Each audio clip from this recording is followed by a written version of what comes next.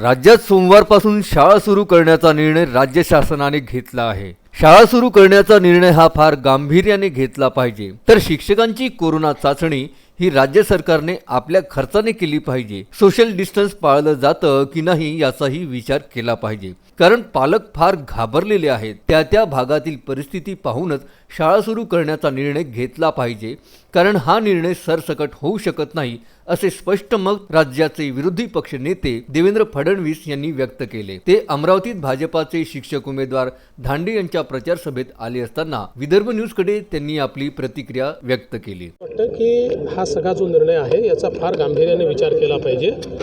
एकतर शिक्षकांची चाचणी जी आहे ही पूर्णपणे राज्य सरकारने आपल्या खर्चाने केली पाहिजे आणि त्यासोबत सोशल डिस्टन्सिंग नीट पाळलं जातं आहे की नाही याचा देखील विचार झाला पाहिजे। पालक मोठ्या प्रमाणात घाबरलेले आहेत, त्यांना असं वाटतं की एवढ्या लवकर या शाळा सुरू करणं हे योग्य होणार नाही। त्यामुळे त्या भागातली परिस्थिती काय आहे हा सरसकट निर्णय होऊ शकत नाही। काही ठिकाणी आता इन्फेक्शन वाढत आहे, ज्या ठिकाणी इन्फेक्शन नाही त्या ठिकाणी एखाद वेळेस हा निर्णय घेता येईल।